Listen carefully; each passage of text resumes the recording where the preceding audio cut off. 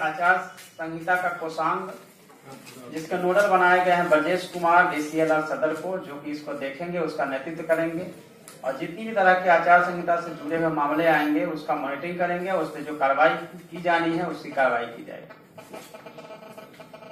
आप सबको पता है कि आचार संहिता लागू होने के तुरंत बाद से एक मामला आया है जिसमें कि आचार संहिता को उल्लंघन किया गया है।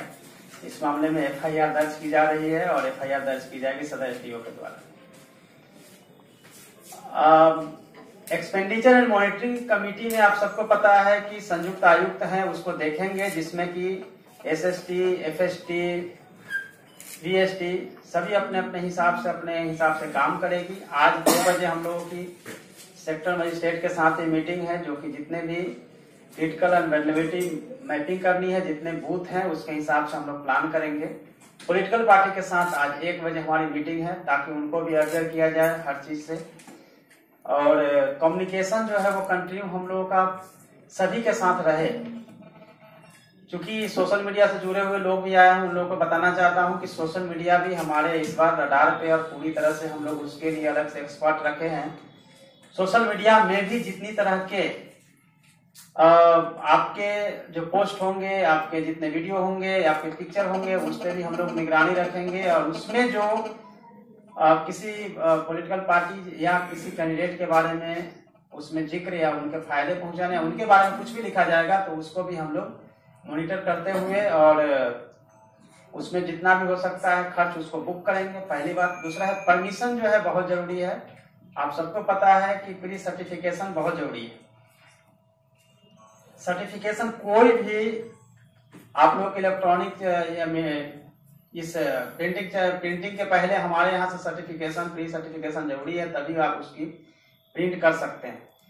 इस बार के लिए जो खास है वो आप सबको पता है कि इस बार उम्मीदवार के साथ, उनके सिंबल के साथ उनका अपना भी पिक्चर होगा। कई बार ऐसे सिंबल होते हैं जिससे सिमिलर होता है तो बहुत पॉलिटिकल पार्टी का ऑब्जेक्शन रहा था कैंडिडेट का कि हमारा हित मतलब उसमें हानि होता है। ऐसे में इस बार इलेक्शन कमीशन की तरफ से ऑलरेडी उसमें उनके पिक्चर भी लगाए गए हैं ताकि जितने भी हमारे वोटर्स हैं उनको पहचान करने में भी दिक्कत नहीं आए।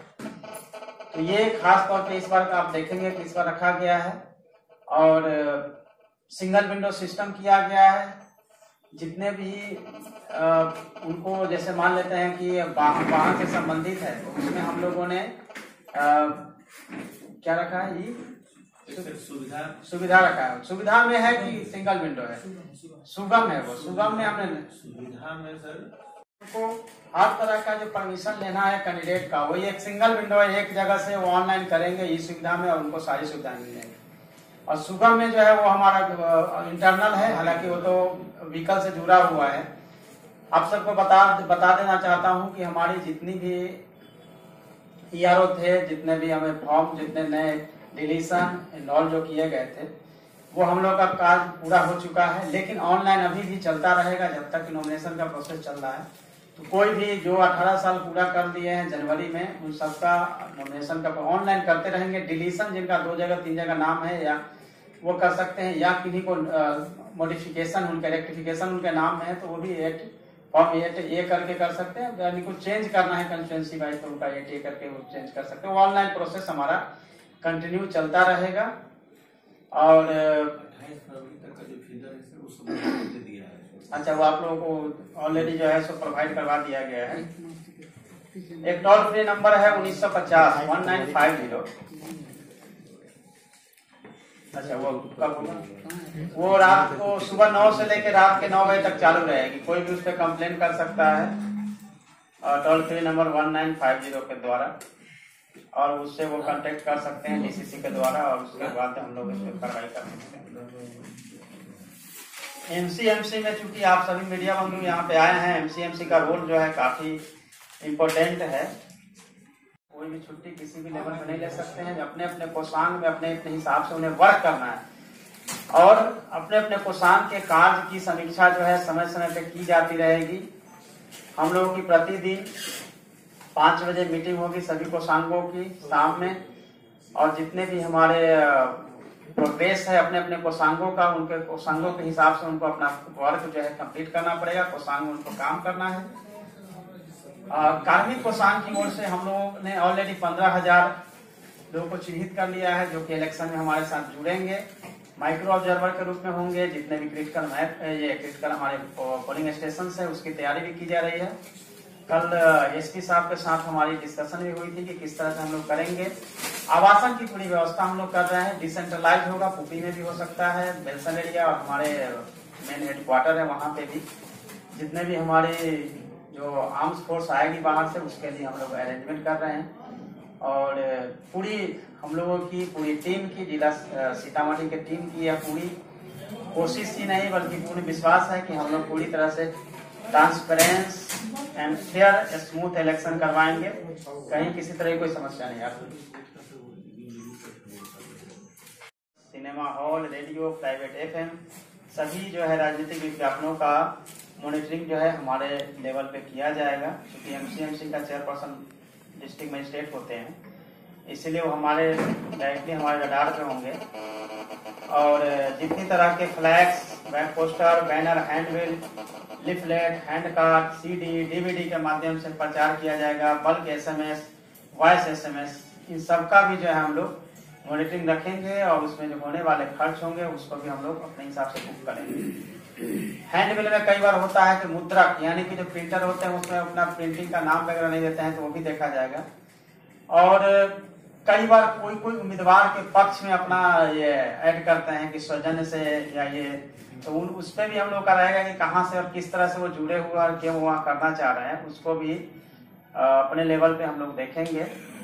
पेड न्यूज के बारे में आप लोगों को मैंने बताया है कि पेड न्यूज तभी से शुरू हो जाती है जब वो किसी की प्रशंसा की गई है। किसी भी आर्टिकल में जितने आर्टिकल पूरे के पूरे होंगे उन सब पे हम लोग उसको बुक करेंगे। और इसके लिए ऑलरेडी एक्सपेंडिचर मॉनिटरिंग सेल बनी है, इसमें अकाउंटिंग सेल होती है, एफएसटी जब इसको फ्लाइंग स्क्वाड है कि जो ऑटोमेटिक जो है वो फ्लाइंग करते रहेगी, एसएसटी है, वीडियो विजुअल टीम जो है हमारी वीडियो सर्विलांस टीम है। उसके द्वारा भी आप लोगों को बताना चाह रहा हूँ कि जैसे मान लेते कोई सभा हो रही है तो उसका चेयर से लेके एक एक चीज का रेट हम लोगों का जो डिसाइड है उस रेट के हिसाब से हम लोग पूरा उसकी काउंटिंग करेंगे। हो सकता है कि कोई कैंडिडेट हमें बताएं कि हमारा तो इसमें खर्च 50,000 है, लेकिन हमारे काउंटिंग के हिसाब से अगर 2 लाख है तो 2 लाख बुक होगा, उनको पता भी नहीं होगा उसके हिसाब से।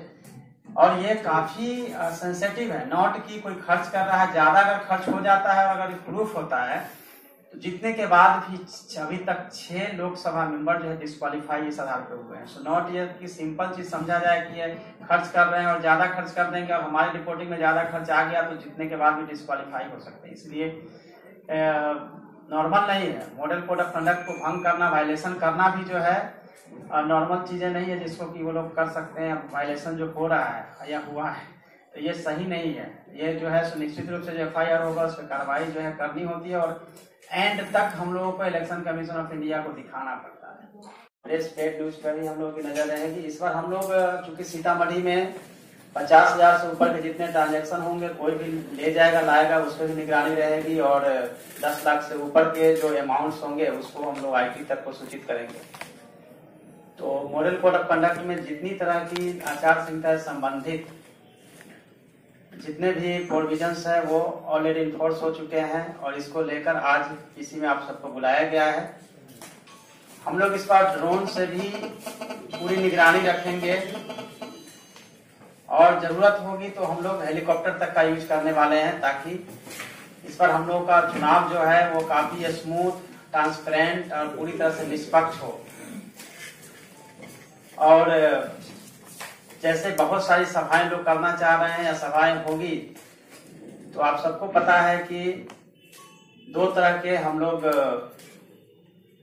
खर्च को बुक करेंगे। एक पार्टी का बुक होता है, एक होता है कैंडिडेट का। जब पार्टी के लिए कोई भी चुनाव किया जाएगा तो निश्चित रूप से पार्टी के फंड में जाएगा। लेकिन जैसे आप लोग की जानकारी के लिए बता दूं कि यदि कोई स्टार प्रचारक आते हैं और स्टार प्रचारक अपने हेलीकॉप्टर में किसी को लेके साथ में आते हैं तो जितना खर्च हेलीकॉप्टर पे होता है उसका 50% कैंडिडेट को देना होगा। लेकिन 2 कैंडिडेट अगर मान लेते हैं उसमें हैं तो दोनों जो हमारे उम्मीदवार होंगे उनको 25-25%, स्टार प्रचारक के नाम से बुक हो जाएगा 50%। अगर कोई भी सभा जिसमें कि कैंडिडेट का फोटो लगा हुआ है, यानी कि पूरा का पूरा खर्च जो है वो बुक हो जाएगा कैंडिडेट के नाम पे। यदि कैंडिडेट का जो हमारे उम्मीदवार होंगे संभावित, जो उम्मीदवार बन जाएंगे नॉमिनेशन के बाद, उनका यदि फोटो नहीं लगा हुआ है और वो मंच पे नहीं शेयर करते हैं, साझा नहीं करते हैं, तो वो पूरा का पूरा खर्च जो है वो पार्टी के फंड में जाएगा। इस बार 70 लाख रुपया तक का खर्च जो है वो एक उम्मीदवार कर सकते हैं। पार्टी के लिए अनलिमिटेड है, कितना भी खर्च किया जा सकता है, लेकिन कैंडिडेट 70 लाख से ज्यादा खर्च नहीं कर सकते हैं। पेड न्यूज के बारे में भी आप लोगों को बताना चाहता हूं कि पेड न्यूज पे इस बार हम लोग, जैसे किसी की उम्मीदवार की प्रशंसा की जाएगी तो पेड न्यूज में आएगा। यदि कहीं ना कहीं डायरेक्टली इनडायरेक्टली उनको फायदा पहुंचाने वाली न्यूज होगी तो कॉलम वाइज जितना रेट होता है उसके हिसाब से वो हम लोग बुक करते जाएंगे उसके एक्सपेंडिचर में। एवरीथिंग, हैंड बिल से लेकर सारा कुछ। कोई भी सरकारी इमारत स्थल का यूज नहीं किया जा सकता है प्रचार प्रसार के लिए। जितनी तरह की पोस्टर्स थे वो रात से ही हम लोगों ने हटाना शुरू किया था, लगभग रिमूव हो गया है। सभी एरिया में हम लोगों को 24 घंटा में हटा देना है। प्राइवेट के बिल्डिंग्स पर से भी हटाने की कार्रवाई जो चल रही है, जिसमें कि किसी के भी फोटो लगे हुए हैं सरकारी योजनाओं से जुड़ा हुआ, जिसमें कि पिक्चर वगैरह लगा हुआ हो कोई भी हमारे जो लीडर्स हैं उनके, तो उन सबको हटाने की कार्रवाई जो है ऑलरेडी संपन्न करा दी गई है और उसके हिसाब से हम लोग आगे बढ़ रहे हैं। आप लोग की जानकारी के लिए बताना चाहता हूं कि हमारे यहाँ सीतामढ़ी में लोकसभा के लिए जो इलेक्शन होना है, सीतामढ़ी लोकसभा 5, उसका 5वां चरण में होना है। इसके लिए अधिसूचना जो है जारी कर दी जाएगी 10 जुलाई 2019 को, 10 अप्रैल 2019 को। और नामांकन जो है यानी कि नॉमिनेशन जो है वो 18 अप्रैल 2019 तक वो कर सकते हैं और हम लोग स्क्रूटनी जो है वो 20 अप्रैल 2019 तक पूरा कर लेंगे। नाम वापस जो होती है नॉमिनेशन की वो 22 अप्रैल 2019 तक कर सकते हैं और हमारे यहाँ मतदान की तिथि 6 मई रखी गई है, 6 मई को होगी। और मतगणना जो है सबको पता है पूरे इंडिया में 23 मई को ही होना है। निर्वाचन की सारी प्रक्रिया जो है 27 मई 2019 तक पूरी कर दी जाए। चूंकि सीतामढ़ी के साथ हमारा शिवहर भी जुड़ा हुआ है, क्योंकि उसका मैं डीओ हूँ, इसके हिसाब से भी हमें देखना है कि 6ठा चरण में शिवहर में चुनाव होना है। उसके लिए अधिसूचना जो जारी की जाएगी वह 16 अप्रैल को की जाएगी। उसके नॉमिनेशन की जो आखिरी तारीख होगी वह 23 अप्रैल होगी।